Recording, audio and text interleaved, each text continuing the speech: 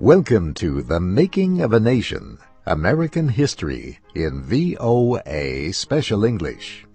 This week in our series, Doug Johnson and Shirley Griffith discuss the presidential election of 1920 and the man who won, Warren Harding.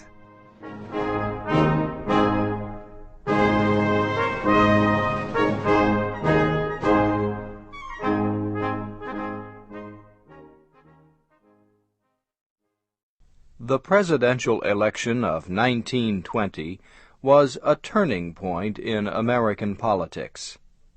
It ended a period of social reforms at home and an active foreign policy. It began a period of conservative thinking in both the political and social life of the nation. American reporter H.L. Mencken described the national feeling this way: "The majority of Americans are tired of idealism. They want capitalism, openly and without apology." President Woodrow Wilson had suffered a stroke during his second term. He was very sick. No one expected him to be a candidate again. Yet he refused to announce that he would not run for a third term. Woodrow Wilson had done much during his administration. He helped pass important laws dealing with trade, banking, and the rights of workers. He led the nation through the bloody World War in Europe. He tried, but failed, to have the United States join the new international organization, the League of Nations. The American people honored Wilson for his intelligence and ideas, but they were tired of his policies of social change, and they did not want to be involved in international problems anymore. The leaders of President Wilson's Democratic Party understood the feelings of the people. They knew they had little chance of winning the presidential election if they nominated a candidate of change. Delegates to the Democratic Nominating Convention voted 44 times before agreeing on a candidate. They chose the governor of the state of Ohio, James Cox. The Republican Party also had a difficult time at its nominating convention. 4 men wanted to be president. The delegates voted 6 times. None of the men gained enough support, so several party leaders met in private. They agreed that only one man, a compromise candidate, could win the support of the convention. He was a senator from the state of Ohio, Warren Harding. The delegates voted 10 more times before choosing Harding as their candidate for president. For vice president, they chose Calvin Coolidge of Massachusetts.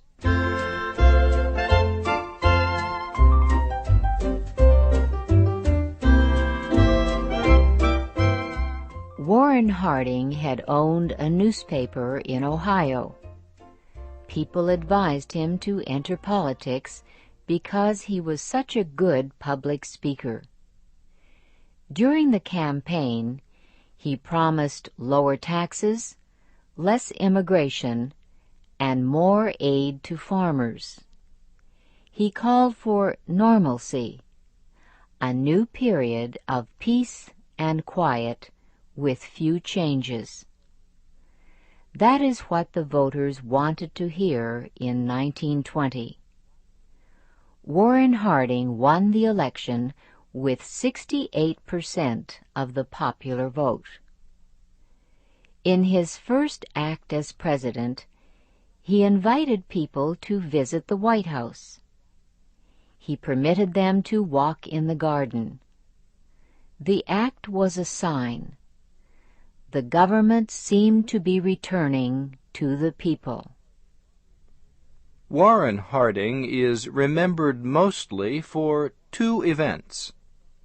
One was a successful international conference. The other was a shameful national incident. After World War I, Britain, Japan, and the United States expanded their navies. They built bigger and better ships. Many members of the United States Congress worried about the cost. They also worried about increased political tension in Asia. They asked President Harding to organize a conference to discuss these issues. The conference was held in Washington in November 1921. President Harding invited representatives from the major naval powers of the time: Britain, Japan, France, and Italy. He also invited representatives from countries with interests in Asia: China, Portugal, Belgium, and the Netherlands. He did not invite the new Soviet leaders in Russia. Mr. Harding's Secretary of State, Charles Evans Hughes, spoke. He offered the conference a detailed plan to reduce the size of the world's major navies. He proposed that the world's strongest nations should stop building warships for 10 years. He also proposed that Britain, Japan, and the United States should destroy some ships to make their navies smaller immediately. Delegates to the conference debated the plan for 3 months. Japan demanded and won the right to have more ships. But the final agreement was very close to the one proposed by Secretary Hughes. The conference was not a complete success. For example, it did not prevent countries from building some kinds of ships. These ships would prove important in the Second World War. Also, it did not create ways to protect China and the islands in the South Pacific Ocean from Japanese expansion. Yet the Naval Treaty of 1921 was the first in which the world's strongest countries agreed to reduce the size of their armed forces. Most people thought it was a good treaty. The second thing for which President Harding is remembered is the Teapot Dome scandal. It involved the misuse of underground oil owned by the federal government. Warren Harding was an honest man, but he did not have a strong mind of his own.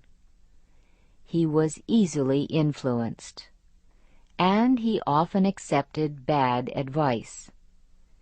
He explained the problem with these words: "I listen to one side, and they seem right. Then I listen to the other side, and they seem just as right. I know that somewhere there is a man who knows the truth, but I do not know where to find him." President Harding appointed several men of great ability to his cabinet. They included Secretary of State Charles Evans Hughes, Treasury Secretary Andrew Mellon, and Commerce Secretary Herbert Hoover. However, some of his appointments were dishonest men. One was Interior Secretary Albert Fall.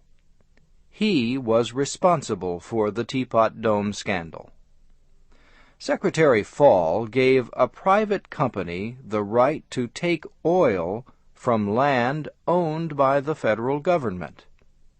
In return, the company gave him money and cattle.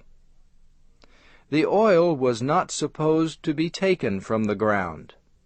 It was supposed to be saved for the United States Navy to use in an emergency. Private oil companies and many politicians opposed this policy. They said saving the oil was unnecessary. Albert Fall opposed the policy when he was a member of the Senate. When he became Interior Secretary, his department took control of the lands containing the underground oil. Then he permitted private companies to use the land for a period of time. During that time, the companies could take out the oil. Some of the oil was in the western state of Wyoming.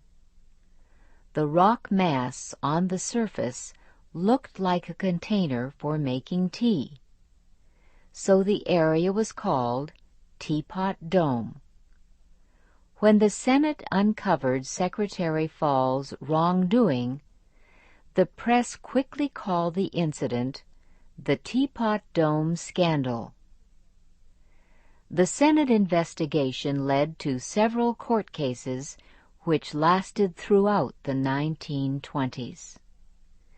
Secretary Fall was found guilty of misusing his government position. He was sentenced to prison for 1 year.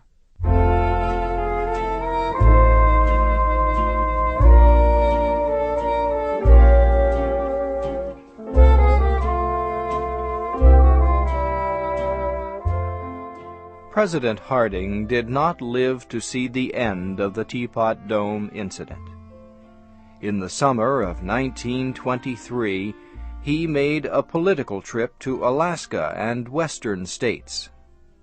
On the way home, he became sick while in San Francisco. He died of a heart attack. Vice President Calvin Coolidge was in the northeastern state of Vermont when he heard that President Harding had died. Coolidge's father was a local court official there. He gave the oath of office to his son. That is how Calvin Coolidge became the 30th President of the United States. The story of his administration will be the subject of our program next week.